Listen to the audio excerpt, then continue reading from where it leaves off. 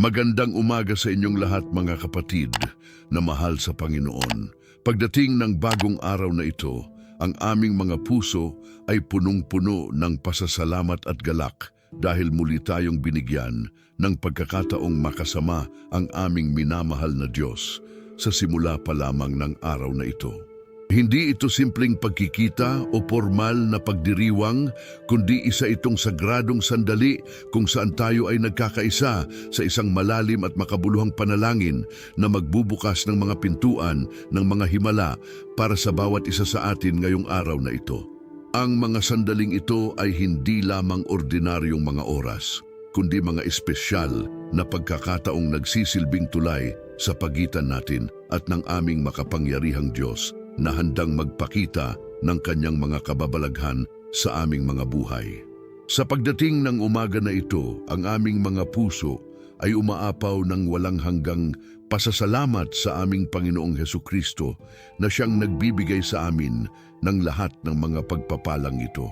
Salamat sa iyo, Panginoon, dahil muli kaming binigyan mo ng pagkakataong makita ang liwanag ng araw na ito. Salamat dahil sa kabila ng lahat ng mga pagsubok at hamon na aming naranasan kahapon, ngayon ay nandito pa rin kami sa inyong harapan, buhay, malusog at handang tanggapin ang lahat ng mga bendisyon na inyong ihahain sa amin sa araw na ito. Salamat, Panginoon, sa bawat hininga na aming natatanggap, sa bawat tibok ng aming mga puso, sa bawat pagkakataong nakikita namin ang kagandahan ng inyong paglikha. Salamat sa mga pamilyang kumpleto pa rin, sa mga trabahong patuloy naming natatanggap, sa mga pagkakaibigan na nagbibigay ng kahulugan sa aming mga buhay, at sa lahat ng mga simpleng ngunit napakahalagang bagay na araw-araw naming natatanggap mula sa inyong mga kamay. Ngayong umaga na ito, nais naming pag-usapan ang isang napakahalagang paksa na magdadala sa amin ng malaking pag-asa at determinasyon para sa buong araw na ito. Ang paksang ito ay tungkol sa mga himala na naghihintay na mangyari sa aming mga buhay, hindi sa hinaharap na malayo pa, kundi dito mismo sa araw na ito. Maraming beses tayong nakakarinig ng mga salitang mangyayari ang mga himala. Ngunit ngayong araw na ito, gusto nating maunawaan ng mas malalim kung paano natin matatanggap at makikita ang mga himala na ito sa aming pang-araw-araw na pamumuhay. Ang mga himala ay hindi lamang malalaking pagbabago na nakikita natin sa mga pelikula o nababasa natin sa mga libro, kundi mga simpleng ngunit napakahalagang pagbabagong nagaganap sa aming mga puso, sa aming mga kaisipan, sa aming mga relasyon, at sa lahat ng aspeto ng aming mga buhay.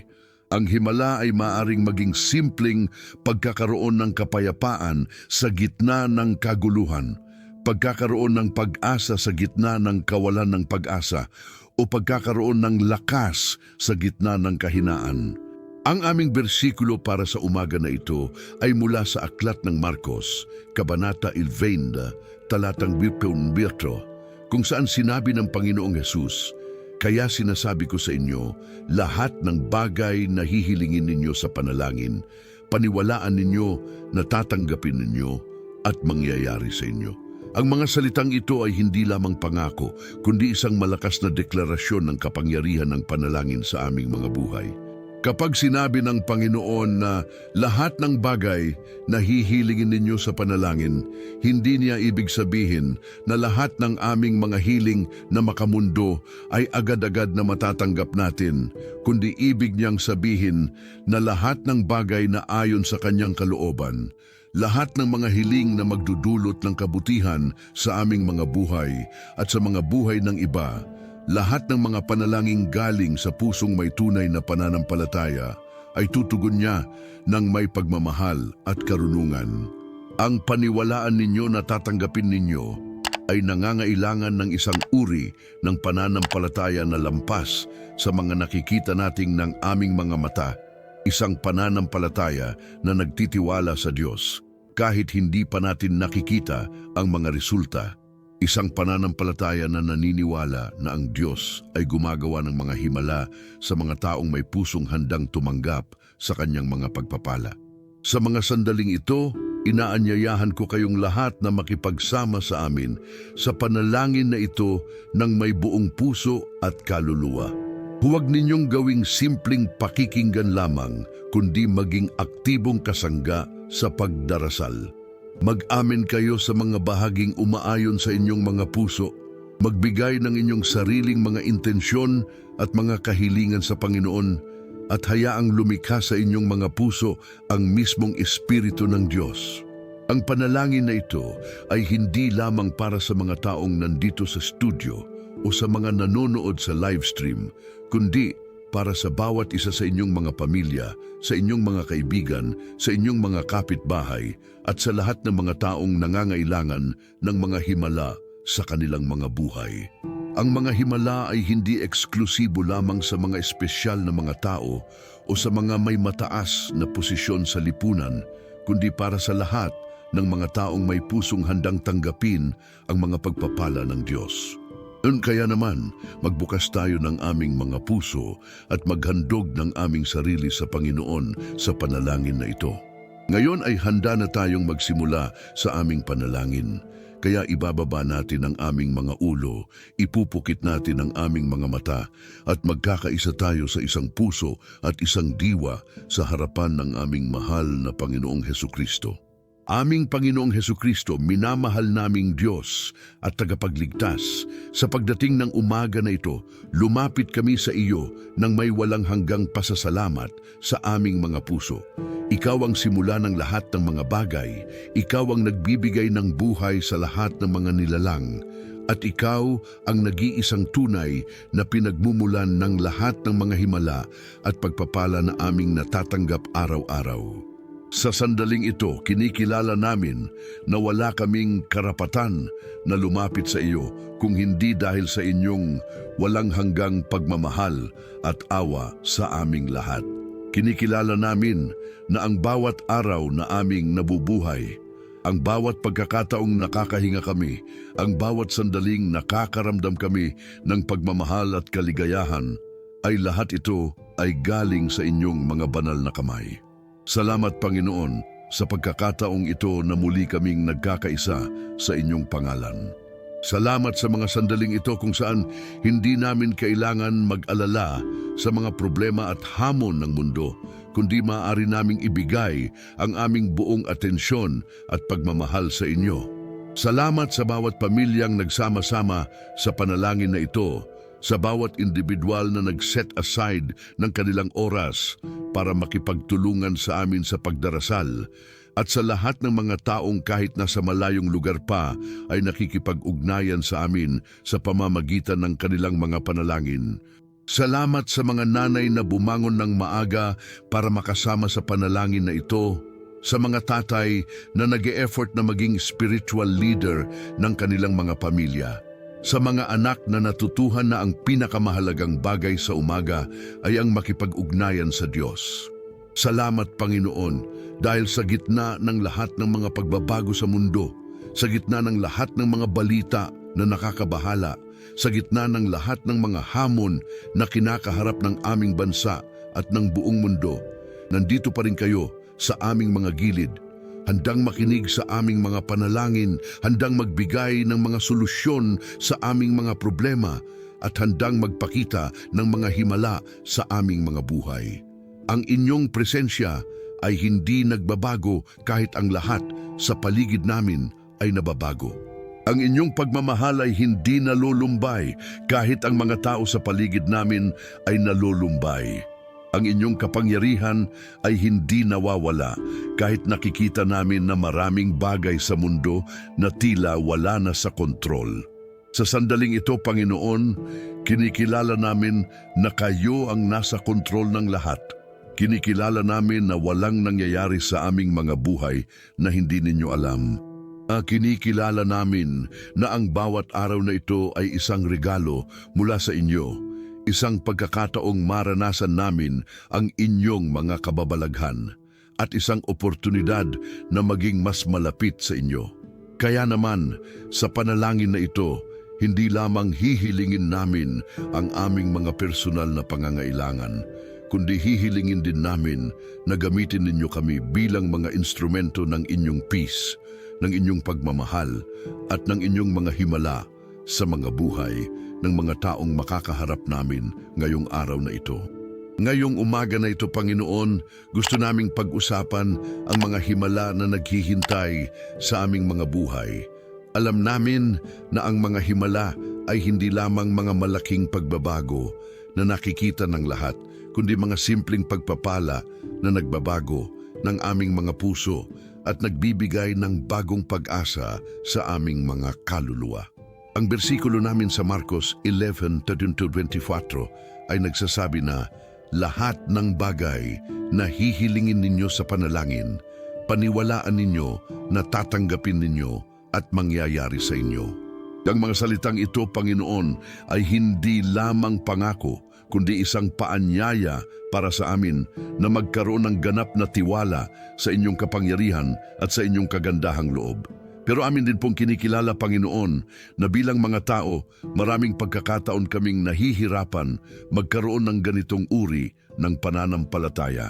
Minsan, ang aming mga mata ay nakatuon sa mga problema kaysa sa mga solusyon. Minsan, ang aming mga puso ay puno ng takot kaysa ng pag-asa. Minsan, ang aming mga isipan ay nababalot ng mga negatibong kaisipan kaysa ng mga positibong deklarasyon ng inyong salita.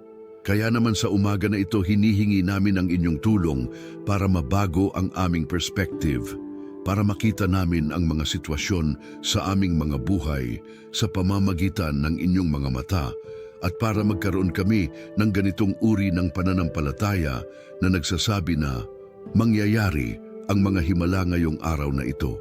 Panginoon, hinihingi namin na buksan ninyo ang aming mga mata para makita ang mga himala na nangyayari na sa aming paligid, ngunit hindi namin napapansin.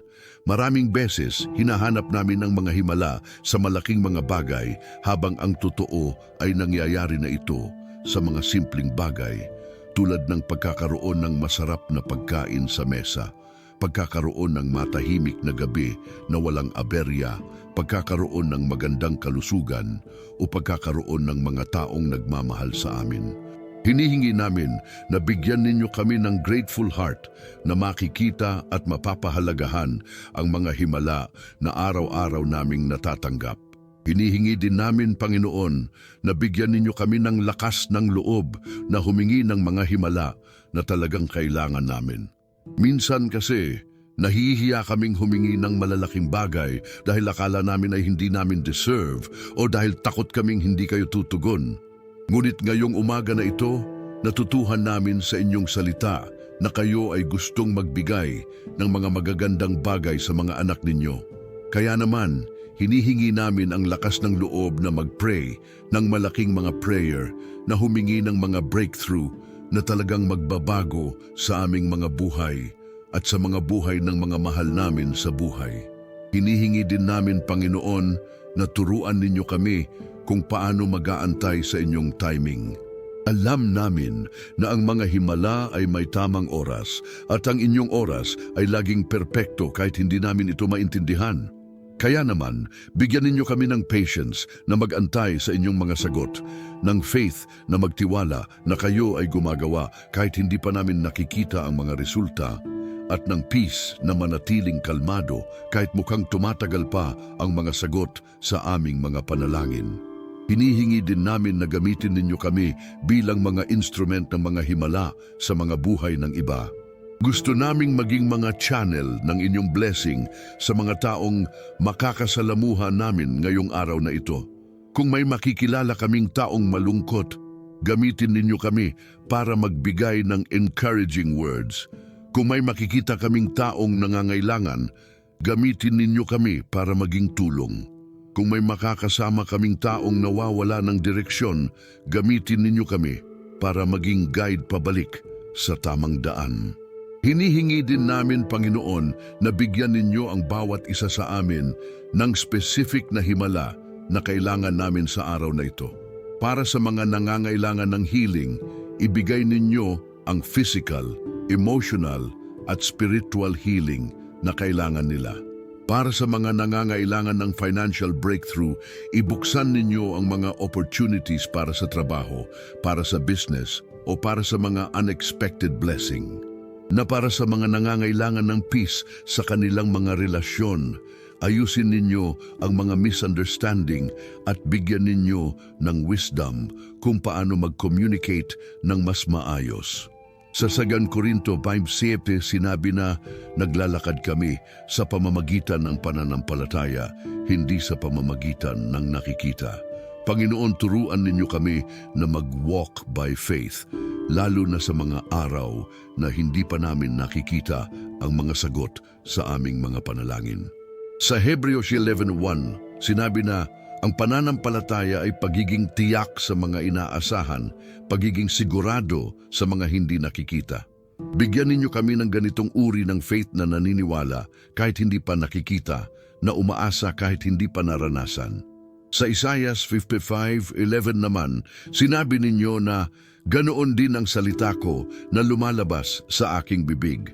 Hindi ito babalik sa akin na walang bunga, kundi gaganapin nito ang aking kagustuhan at magtatagumpay sa bagay na ipinadalhan ko.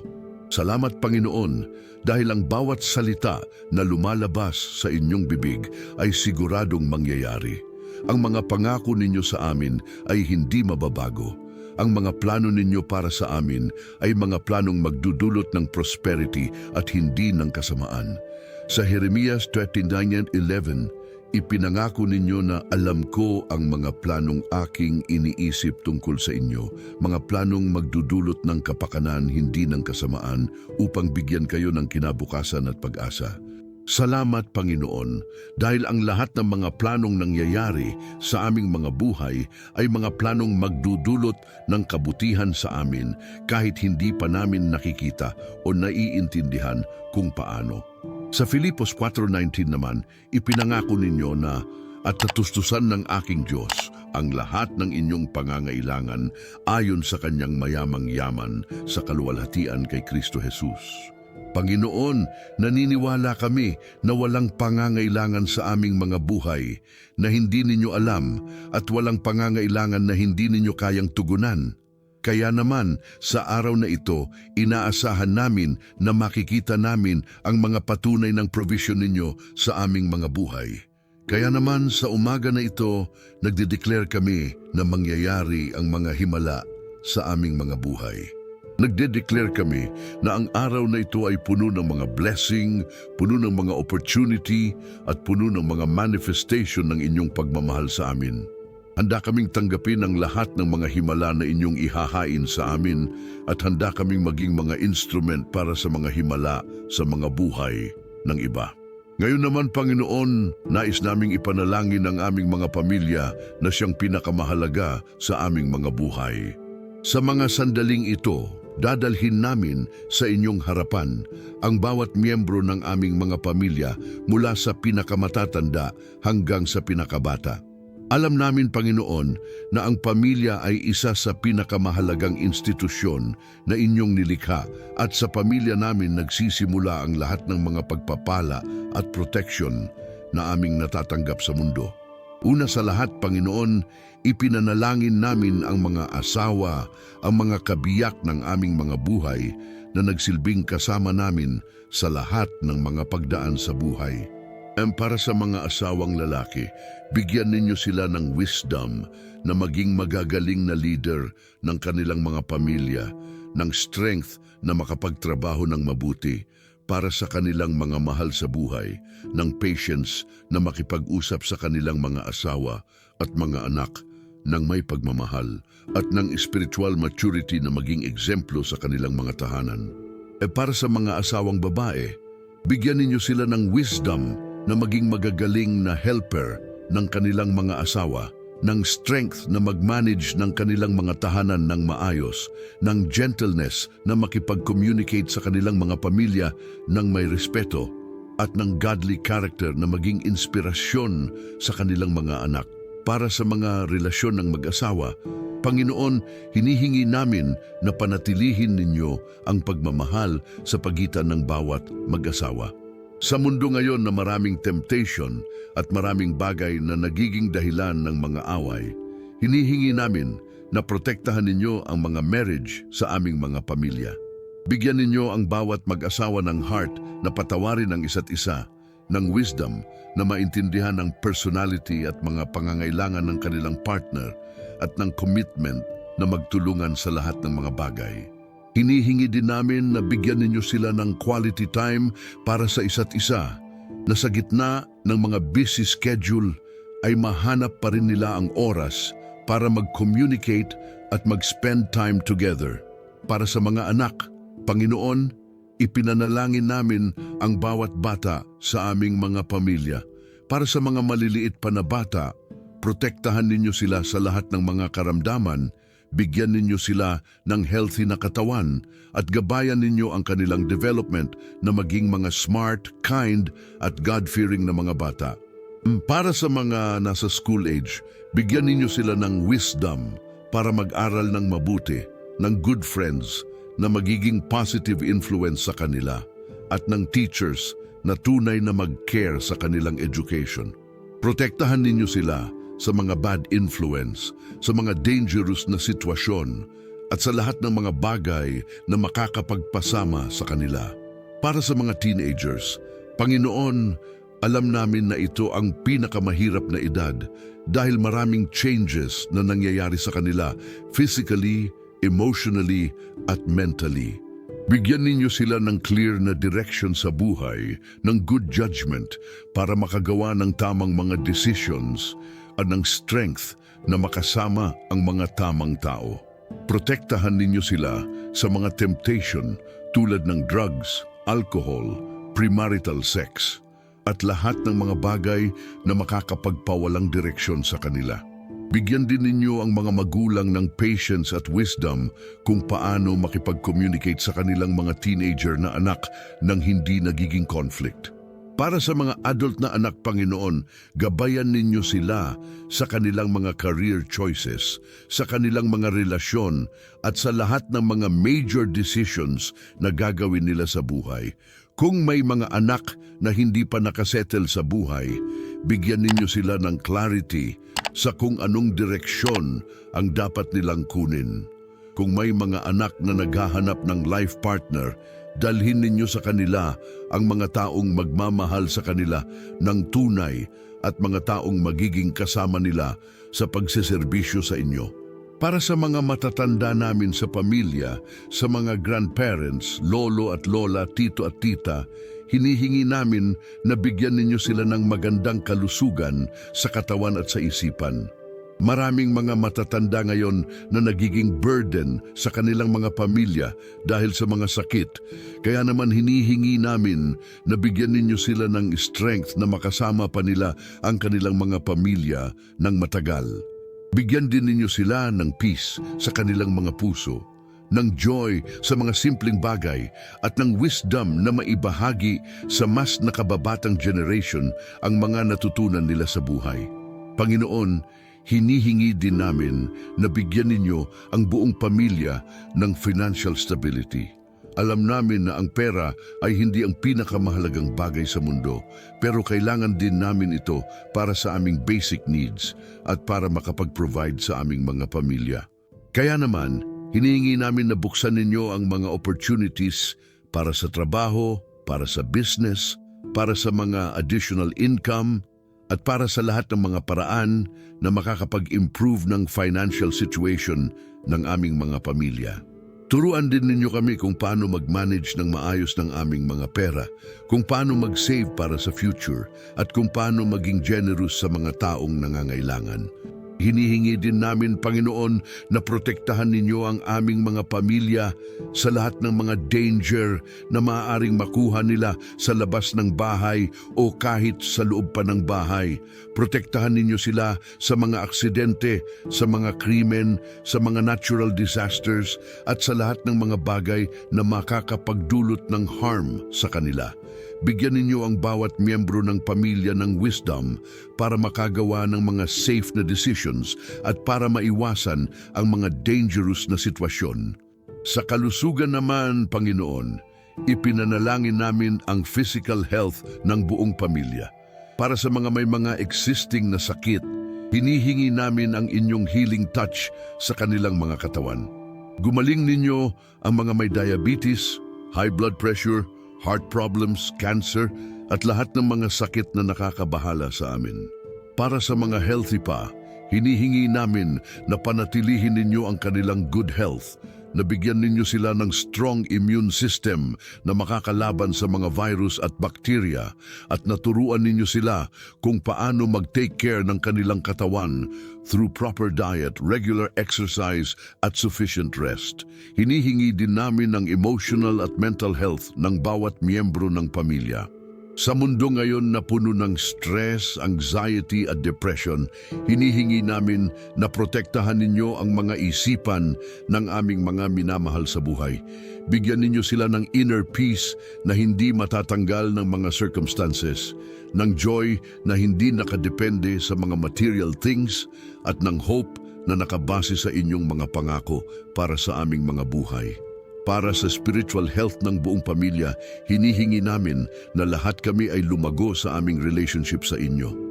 Hinihingi namin na ang bawat miyembro ng pamilya ay magkaroon ng personal na relationship kay Jesus Christ, na matutuhan nilang mag-pray araw-araw, na regular nilang basahin ang Bible, at na aktibo silang makikisali sa mga church activities.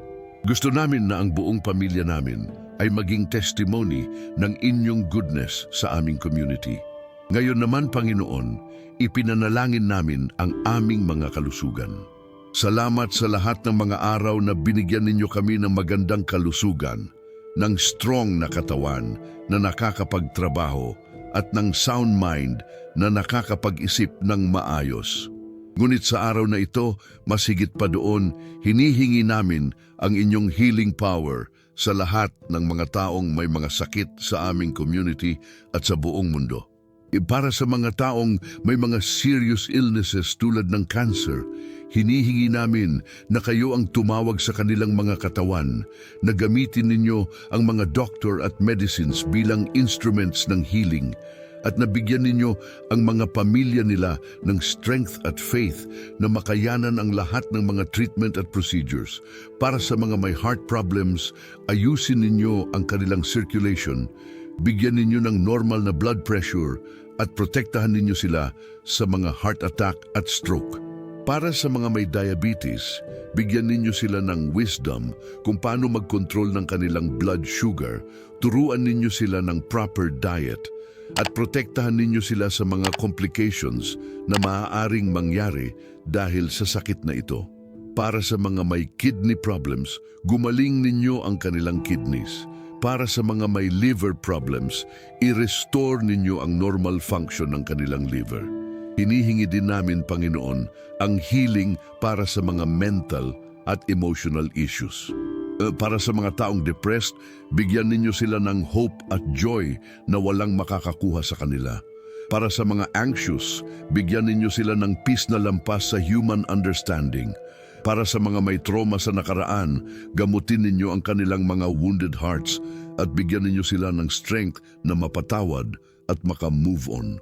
Ngayon naman ay ipinanalangin namin ang liberation mula sa lahat ng mga bondage na sumasakal sa aming mga buhay. Panginoon, alam namin na ang kalaban ay may mga strategy para panatilihin kami sa mga chains na hindi namin nakikita. Kaya naman, sa umaga na ito, hinihingi namin ang inyong power na magpakawala sa amin sa lahat ng mga bagay na humahadlang sa amin na maging free.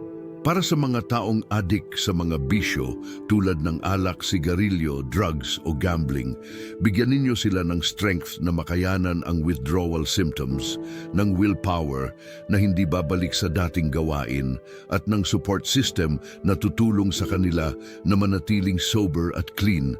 Para sa mga taong addict sa pornography o sa mga sexual sins, linisin ninyo ang kanilang mga isipan.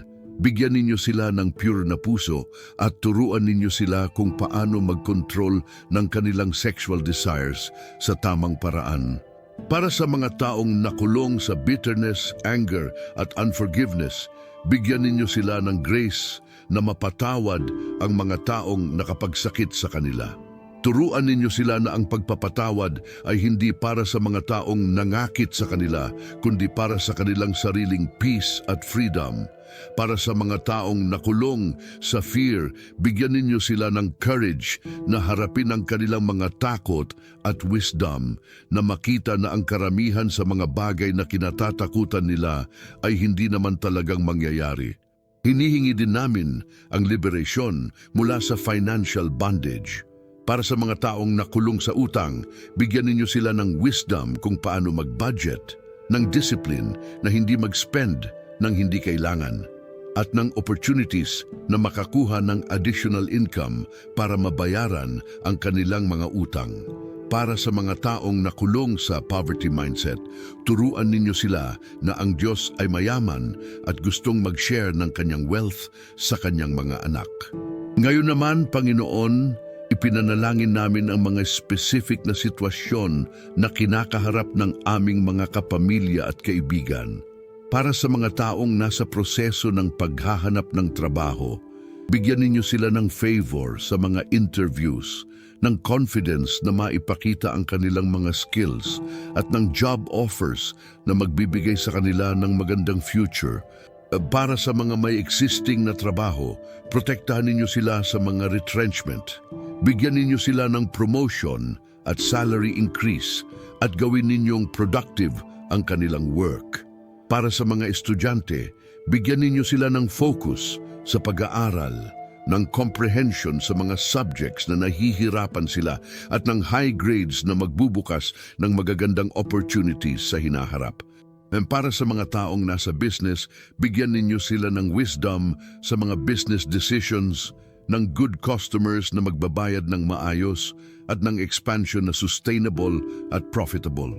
Para sa mga single na naghahanap ng life partner, dalhin ninyo sa kanila ang mga taong magmamahal sa kanila ng tunay, mga taong may same values sa buhay, at mga taong magiging kasama nila sa pagseserbisyo sa inyo.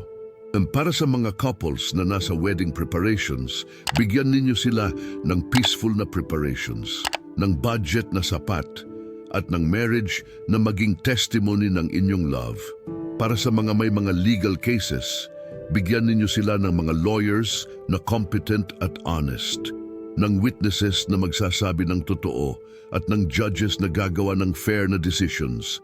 Para sa mga may mga medical cases, bigyan ninyo sila ng mga doctors na caring at skilled, ng accurate diagnosis at ng effective treatment. Ipinanalangin din namin, Panginoon, ang aming bansa at ang mga namamahala sa amin. Para sa aming presidente at sa lahat ng mga government officials, bigyan ninyo sila ng wisdom sa pagdedesisyon, ng integrity sa pagseserbisyo sa taong bayan, at ng concern sa welfare ng bawat Pilipino. Para sa mga congressman at senators, gabayan ninyo sila sa paggawa ng mga batas na magkakaroon ng positive impact sa buhay ng mga tao. Para sa mga mayor at local government officials, bigyan ninyo sila ng vision para sa development ng kanilang mga lugar, ng budget na sapat para sa mga projects, at ng cooperation mula sa mga residents. Para sa mga militar at pulis, protektahan ninyo sila sa mga dangerous na operations at bigyan ninyo sila ng strength na maprotektahan ang mga mamamayan. Ipinanalangin din namin ang peace sa aming bansa. Sa mga lugar na may mga conflict, bigyan ninyo ng wisdom ang mga leaders para makagawa ng peaceful solutions. Sa mga lugar na may mga krimen, protektahan ninyo ang mga innocent na tao at mahuli ninyo ang mga kriminal. Sa economic situation ng bansa, bigyan ninyo ng stability ang peso, ng growth ang economy, at ng jobs ang mga Pilipino. Para sa aming mga pastor at church leaders, bigyan ninyo sila ng anointing sa pagsisermon, ng wisdom sa pag-counsel sa mga members, at ng strength na magtuloy sa ministry kahit may mga challenges. Para sa mga lay leaders sa simbahan, bigyan ninyo sila ng servant heart, ng dedication sa serbisyo, at ng unity sa pagtatrabaho. At para sa mga missionaries at evangelists, protektahan ninyo sila sa mga dangerous na lugar, bigyan ninyo sila ng provision para sa kanilang needs, at gamitin ninyo sila para sa salvation ng maraming souls. Para sa buong church body, bigyan ninyo ng unity, ng love sa isa't isa at ng passion sa evangelism. Ipinanalangin din namin ang mga taong hindi pa converted, ang mga taong hindi pa nakakakilala kay Jesus Christ bilang kanilang personal Lord and Savior. Buksan ninyo ang kanilang mga puso para tanggapin ang gospel message. Bigyan ninyo sila ng circumstances na magdadala sa kanila sa salvation. At gamitin ninyo ang mga Christians sa kanilang paligid para maging effective witnesses. Para sa mga viewers at listeners ng program na ito, Panginoon, salamat sa kanilang support at sa kanilang mga prayers para sa ministry na ito.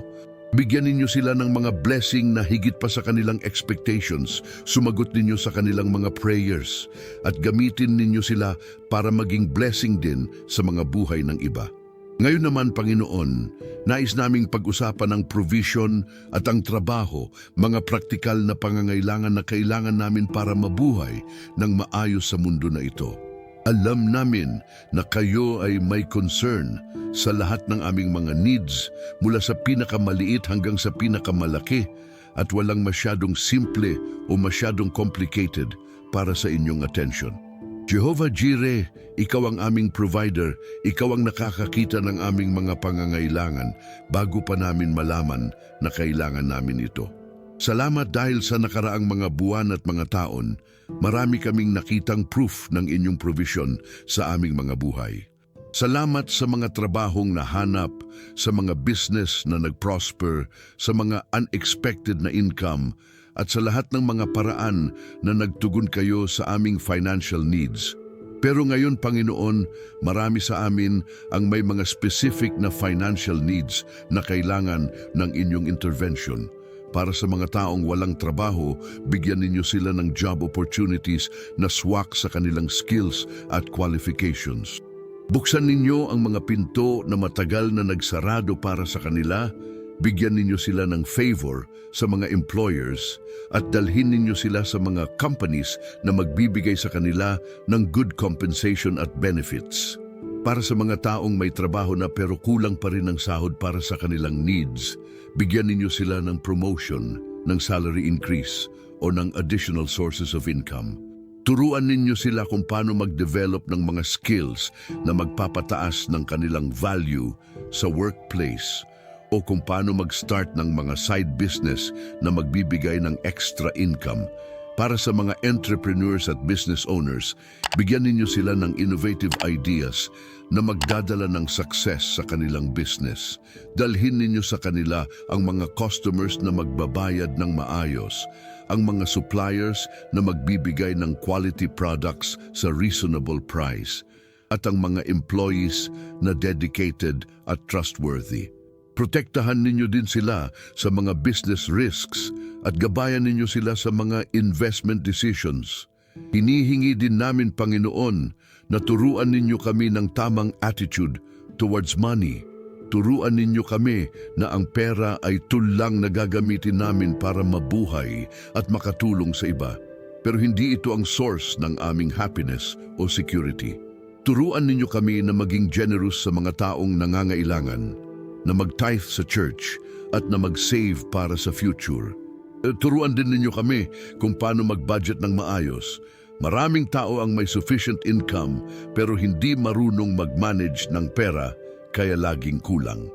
Bigyan ninyo kami ng discipline na hindi mag-spend sa mga bagay na hindi namin kailangan, ng wisdom na mag-prioritize sa mga important expenses, at ng patience na mag-save para sa mga goals na matagal bago makuha. Para sa mga may mga debt, bigyan ninyo sila ng strategy kung paano makakabayad ng mas mabilis, ng extra income na magagamit nila para sa debt payment, at ng wisdom na hindi na mag-incur ng additional debt habang binabayaran pa ang existing debt. Bigyan din ninyo sila ng peace of mind na hindi ma-stress sa situation nila, at ng faith na makakahanap kayo ng paraan para makaahon sila. Hinihingi din namin ang provision para sa mga special needs ng aming mga pamilya. Para sa mga may anak na mag-aaral, bigyan ninyo ng tuition at school expenses. Para sa mga may sakit sa pamilya, bigyan ninyo ng medical expenses at medicines. Para sa mga may mga emergencies, bigyan ninyo ng emergency fund na magagamit nila. Para sa mga may mga dreams at goals na nangangailangan ng malaking pera, tulad ng pagbili ng bahay, pagbili ng sasakyan, pag-abroad, o pag-start ng business, bigyan ninyo sila ng strategy kung paano makakasave para sa mga goals na ito at ng opportunities na makakakuha ng malaking income. Hinihingi din namin, Panginoon, na bigyan ninyo kami ng contentment sa mga bagay na meron na kami. Minsan kasi, ang problema ay hindi lack of money, kundi lack of contentment.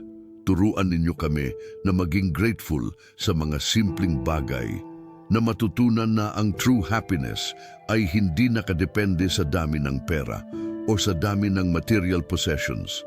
Sa 1 Timoteo 6:6 sinabi na, ang godliness na kasama ng contentment ay malaking pakinabang. Turuan ninyo kami, Panginoon, na maging godly sa aming financial dealings at maging content sa mga bagay na binigay ninyo sa amin. Sa Filipos 4:11-12 naman, sinabi ni Apostol Pablo na natutuhan niyang maging content sa lahat ng situations, whether may marami siya o may kaunti. Turuan din ninyo kami ng ganitong attitude. Ngayon naman, Panginoon, gusto naming mag-declare ng mga prophetic words base sa inyong mga pangako sa scriptures para sa araw na ito. Ang mga declaration na ito ay hindi lamang mga wishful thinking, kundi mga statement of faith base sa mga promises na nakasulat sa inyong salita. Base sa Deuteronomio 28:8, nagde-declare kami na pagpapalain ng Panginoon ang inyong mga kamalig at lahat ng mga gagawin ninyo. Kaya naman nagde-declare kami na ngayong araw na ito blessed ang lahat ng mga gagawin namin. Blessed ang aming mga trabaho, blessed ang aming mga business, blessed ang aming mga relationships, at blessed ang lahat ng mga activities na gagawin namin. Base sa Deuteronomio 28:6, nagde-declare kami na pagpapalain kayo sa inyong pagpasok at pagpapalain kayo sa inyong paglabas. Kaya naman nagde-declare kami na protected kami wherever we go today. Protected kami sa aming mga bahay, protected kami sa mga offices, protected kami sa mga travel, at protected kami sa lahat ng mga lugar na pupuntahan namin. Base sa Isaiah 54:17, nagde-declare kami na walang sandata na lalaban sa iyo ay magtatagumpay, at lahat ng dilang bumabangon laban sa iyo sa paghatol ay inyong paparusahan. Kaya naman ngayong araw na ito, nagde-declare kami na walang negative words, walang chismis, walang accusations na makakaapekto sa amin. Protected kami sa lahat ng mga verbal attacks. Base sa Salmo 91:11, nagde-declare kami na sapagkat siya ay mag-uutos sa kanyang mga anghel tungkol sa iyo upang ingatan ka sa lahat ng iyong mga daan. Kaya naman ngayong araw na ito, nagde-declare kami na may mga angels na kasama namin wherever we go, protecting us from all kinds of accidents and harm. Base sa 3 Juan 2, nagde-declare kami na minamahal, ipinanalangin ko na sa lahat ng bagay ay maging maayos ka at maging malusog, tulad ng iyong kaluluwa na maging maayos. Kaya naman ngayong araw na ito, nagde-declare kami na healthy kami physically, emotionally, mentally, at spiritually. Base sa Malakias 3:10, nagde-declare kami na dalhan ninyo ang buong ikapu sa kamalig upang magkaroon ng pagkain sa aking bahay at subukan ninyo ako rito, sabi ng Panginoon ng mga hukbo, kung hindi ko bubuksan para sa inyo ang mga bintana ng langit at ibubuhos ang pagpapala na hindi ninyo makakayanan. Kaya naman para sa mga faithful na nagtitithe, nagde-declare kami na open ang windows of heaven para sa kanila at matatanggap nila ang mga blessings na hindi nila makakayanan. Base sa Isaiah 55:11, nagde-declare kami na ang Word of God na narinig namin ngayong araw na ito ay hindi babalik na walang bunga, kundi gaganapin ang purpose ng Diyos sa aming mga buhay. Kaya naman lahat ng mga promises na narinig namin, lahat ng mga prayers na ginawa namin, lahat ng mga declarations na sinabi namin ay mangyayari sa aming mga buhay. Base sa Marcos 16:17-18, nagde-declare kami na mga signs and wonders ay sumusunod sa mga naniniwala. Kaya naman ngayong araw na ito, inaasahan namin na makikita namin ang mga supernatural interventions ng Diyos sa aming mga sitwasyon. Base sa Roma 8:28, nagde-declare kami na lahat ng mga bagay ay magkakatulungan para sa kabutihan ng mga umiibig sa Diyos. Kaya naman kahit may mga negative na situations sa aming mga buhay, nagde-declare kami na gagamitin ng Diyos ang mga ito para sa aming good. Base sa 1 Corinto 12:9, nagde-declare kami na ang mga bagay na hindi nakita ng mata, hindi narinig ng tainga at hindi pumasok sa puso ng tao, yaong mga inihanda ng Diyos para sa mga umiibig sa Kanya. Kaya naman ngayong araw na ito, nagde-declare kami na may mga surprises na inihanda ng Diyos para sa amin na lampas sa aming imagination. Base sa Efeso 3:20, nagde-declare kami na ang Diyos ay makakapagawa ng higit na lubhang lampas sa lahat ng aming hinihiling o iniisip ayon sa kapangyarihang gumagawa sa amin. Kaya naman ngayong araw na ito, inaasahan namin na ang mga sagot ng Diyos ay mas malaki pa sa mga hinihingi namin. Regarding sa aming identity bilang mga anak ng Diyos, base sa Juan 1:12, nagde-declare kami na sa lahat ng tumanggap sa Kanya, sa mga naniniwala sa Kanyang pangalan, binigyan niya sila ng karapatan na maging mga anak ng Diyos. Kaya naman ngayong araw na ito, nagde-declare kami na kami ay mga anak ng Hari, ng mga hari, may access kami sa throne of grace at may authority kami sa pangalan ni Jesus. Base sa 2 Corinto 5:17, nagde-declare kami na kaya kung sino man ang kay Kristo ay bagong nilalang, ang mga dating bagay ay naglipa na, narito, lahat ay naging bago. Kaya naman ngayong araw na ito, nagde-declare kami na new creation kami.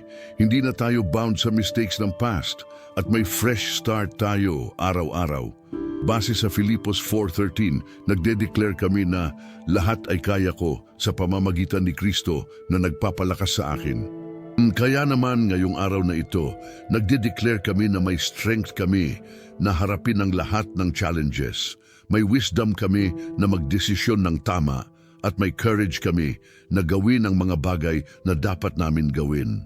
Sa mga final na sandaling ito ng aming panalangin, Panginoon, nais naming magbigay ng final na pasasalamat sa lahat ng mga blessings na natanggap namin, hindi lang ngayong umaga, pero sa buong buhay namin.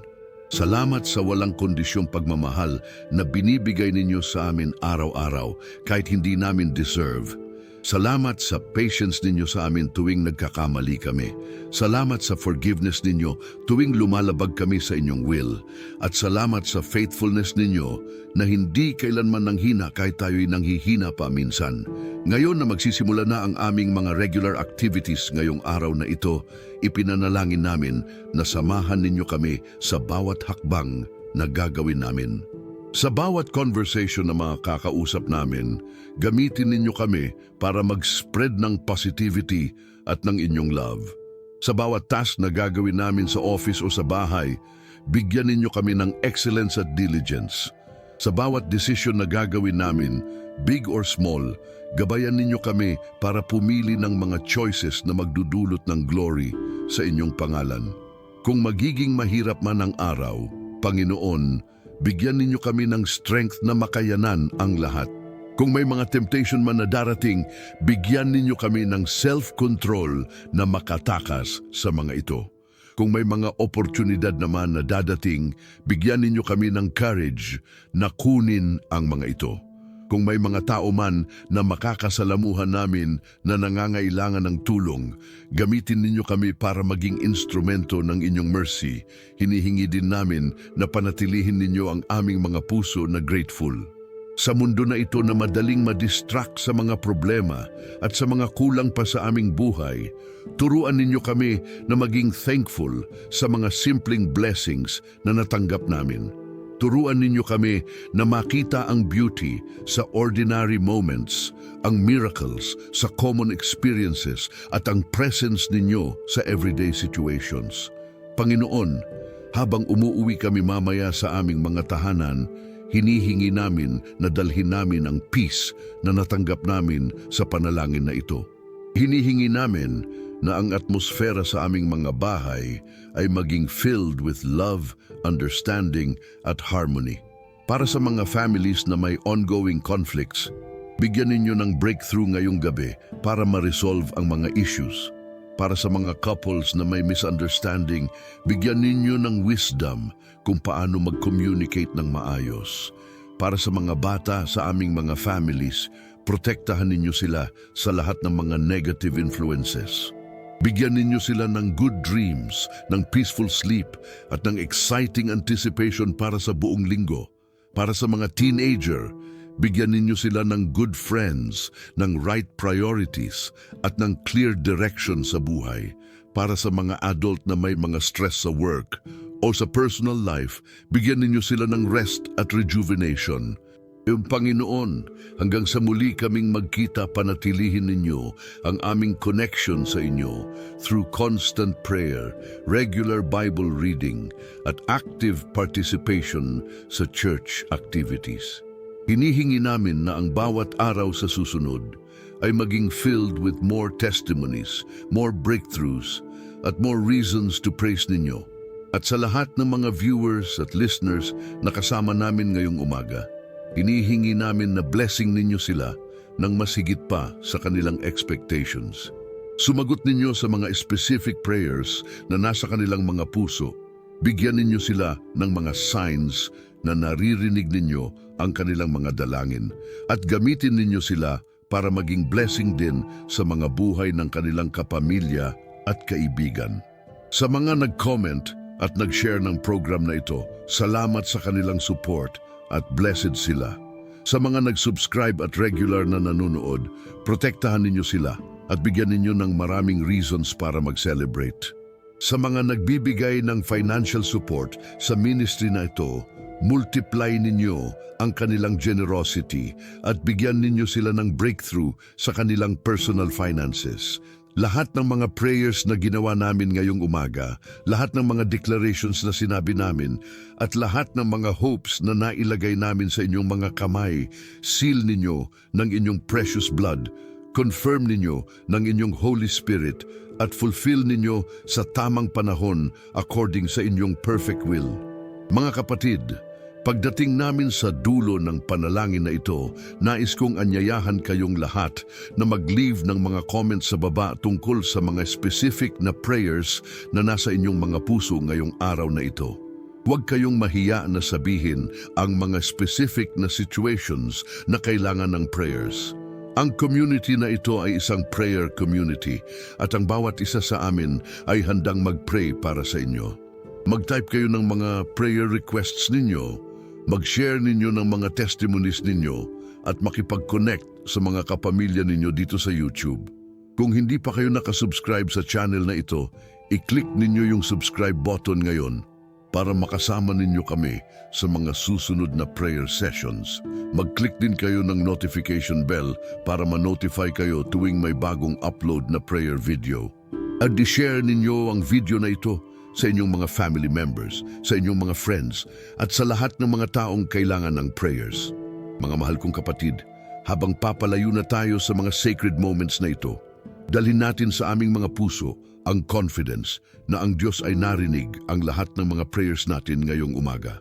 Dalhin natin ang assurance na mangyayari ang mga himala sa aming mga buhay, hindi lang ngayong araw, kundi sa mga araw na darating pa. Dalhin natin ang faith na ang lahat ng mga seeds na naitanim natin sa panalangin ngayong umaga ay tutubuin ng Diyos sa tamang panahon at magbubunga ng mga blessings na lampas sa aming expectations. Ang aming huling panalangin ay ito: Panginoon, pagpalain ninyo ang bawat isa sa mga nakikinig sa amin ngayong umaga. Pagpalain ninyo ang kanilang mga families, ang kanilang mga trabaho, ang kanilang mga businesses, at ang lahat ng mga endeavors na ginagawa nila. Protektahan ninyo sila sa lahat ng mga danger, gabayan ninyo sila sa lahat ng mga decisions, at bigyan ninyo sila ng mga breakthrough na magpapatunay na active kayo sa kanilang mga buhay. Sa makapangyarihang pangalan ng aming Panginoong Jesucrist. Amen at Amen. Magandang araw sa inyong lahat at makikita namin kayo ulit sa susunod naming prayer session.